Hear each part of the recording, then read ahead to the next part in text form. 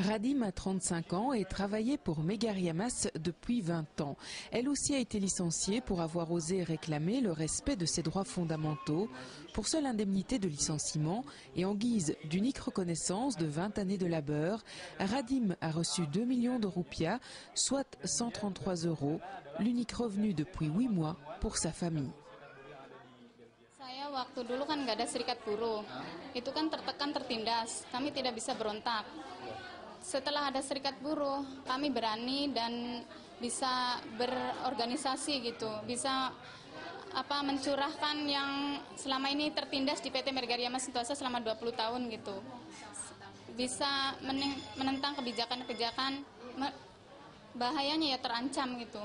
Misalkan dimutasi gitu, terus di PHK gitu, atau target yang kita capai itu terus kurang aja. Kalau kita udah, apalagi kayak saya, udah masuk ke tingkat pimpinan gitu. Jadi terancamnya walaupun saya mencapai target, tetap target itu nggak cukup, harus naik terus gitu. Aujourd'hui, l'intrépide syndicaliste Retnou vit avec le seul salaire de son mari, ouvrier également. 1 million de roupias par mois, l'équivalent de 66 € pour payer le loyer, la nourriture et la scolarité des enfants. À peine de quoi survivre, juste assez pour continuer à se battre. Menurut Mbak penting nggak kalau dalam kasus ini Mbak tuh mendapatkan dukungan internasional gitu? Iya, saya sangat mengharapkan sekali dan saya sangat senang sekali kalau sampai pihak internasional mau mendukung kasus kami supaya kasus ini cepat kelar karena selama 8 bulan lebih ini kami tidak mendapatkan upah dan banyak dari kawan-kawan kami tidak bisa membayar uang kontrakan hingga diusir dari kontrakan juga dari kami banyak anak-anak yang putus sekolah karena tidak bisa membiayai sekolah. Le gouvernement indonésien enjoint Megariamas à payer 1 an de salaire aux travailleurs licenciés, mais l'entreprise fait la sourde oreille et l'affaire va être portée en justice.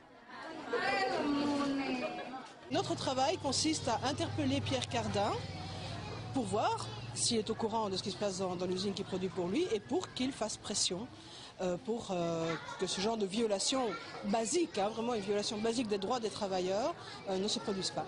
Les interpellations restent lettres mortes pour l'instant. Alors pour l'instant, effectivement, Pierre Cardin a dit moi je ne connais pas cette usine et effectivement ça montre un peu la difficulté du genre de liaison commerciale qui peut exister entre une marque qui fait un bon bénéfice sur les produits qu'il vend et qui sont fabriqués ici et en même temps l'usine qui est une usine utilisé par un groupe qui détient la licence de Pierre Cardin. Et donc l'accès n'est pas direct, le lien n'est pas direct entre Pierre Cardin et l'usine, n'empêche que la responsabilité, elle y est. Pierre Cardin doit faire respecter les droits des travailleurs dans ses filières de production, que ce soit en direct ou de manière indirecte. Les représentants syndicaux belges sortent marqués et choqués par cette rencontre et les mots de ces femmes bafouées dans leurs droits les plus élémentaires. Soudain, la distance entre le nord et le sud est abolie et le fil de la solidarité commence à se tendre. Vous avez devant vous des gens et pas une usine ou un produit. Et c'est vrai que là, je pense que ce genre de voyage ou ce genre d'expérience, beaucoup d'acheteurs devraient la faire et peut-être se poser la question de savoir si ce qu'ils font est tout à fait correct ou pas. Je vais non seulement auprès de mes membres, mais en tout cas, j'en parlerai à la direction. J'en parlerai à mon organisation syndicale. Je ne sais pas comment je vais entamer la discussion parce que bon, je trouve que c'est tellement gros, que c'est tellement énorme et je crois que tout le monde devrait se donner la main et la solidarité est un bien grand mot, mais je crois que tout le monde devrait se mettre ensemble pour pouvoir aider en tout cas la manière de travailler ici. Pour créer cette solidarité, il faut que les travailleurs se rendent compte qu'ils ont des intérêts communs. Et c'est vraiment l'idée de cette mission, c'est de dire ah oui tiens, il se passe des choses chez nous, il se passe des choses ici. Ici c'est bien plus grave que chez nous, mais n'empêche, on sent qu'il y a la même tendance qui est en route.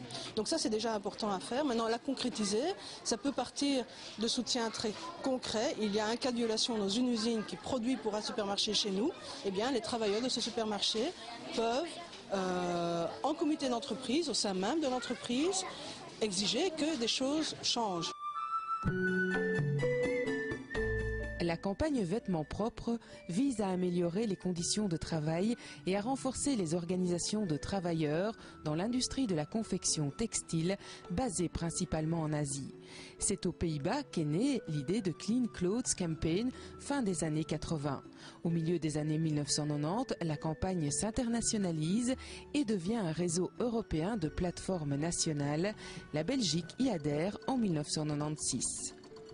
Plus aucune entreprise ne peut nier sa responsabilité par rapport à cette situation dans l'habillement, donc les conditions de travail, les conditions de vie des travailleurs. Donc ça c'est la première chose, c'est de faire connaître, je dirais, les problèmes. Ensuite, on a fait le travail sur 33 entreprises présentes en Belgique. On voit que la plupart des entreprises s'engagent au moins sur papier sur un code de conduite pour faire respecter un certain nombre de conditions de travail, de conditions salariales. Et quelques-unes, mais moins évidemment, vont un pas plus loin en intégrant un système de vérification sérieux et crédible pour essayer d'appliquer ce code de conduite. Après avoir passé au crible dans une étude les pratiques d'approvisionnement de la grande distribution et les conditions de travail dans l'industrie de l'habillement, Vêtements propres lance une nouvelle campagne. L'idée sur la campagne Meilleur Marché, c'est de travailler sur les principales entreprises de distribution. Donc en Belgique, on va cibler Carrefour, Aldi, Lidl, qui sont des leaders mondiaux, mais on va aussi aller sur des enseignes belges que sont Trafic et Cora. Donc on a sorti un rapport début février qui explique les conditions de travail chez les fournisseurs de ces entreprises. On a envoyé ce rapport aux entreprises, donc elles sont au courant, elles ont pu faire des commentaires et elles commencent tout doucement à réagir maintenant. L'idée c'est vraiment de sortir de ce rapport, de ces informations, des demandes précises par rapport aux entreprises et d'aller de pousser ces entreprises à prendre des engagements plus forts. De manière globale, c'est assez intéressant de voir que, aussi bien dans les usines de confection que dans les magasins qui finalement vendent ces produits, eh bien on a affaire à une main-d'œuvre, souvent féminine, et qui est parmi la main-d'œuvre qui constitue les travailleurs les plus pauvres dans leur société. Aujourd'hui, ces deux types de travailleuses sont très précarisées. Et il y a une tendance qui est la même, qu'on retrouve exactement de la même façon en Belgique, dans les supermarchés qui sont de plus en plus souvent des supermarchés franchisés, où on voit qu'il y a vraiment une pression pour diminuer les droits des travailleurs dans les supermarchés, et les travailleurs ici qui subissent la même pression et qui a la même origine, celle d'un profit financier de court terme par ceux qui ont les moyens de l'exiger.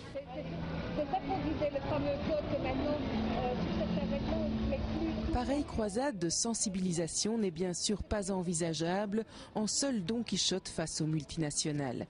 Vêtements propres dispose d'un réseau de plus de 250 organisations européennes adhérant activement au projet. Syndicats, ONG, groupements de jeunes, de femmes, de consommateurs, en liaison constante avec plusieurs centaines d'associations partenaires du Sud.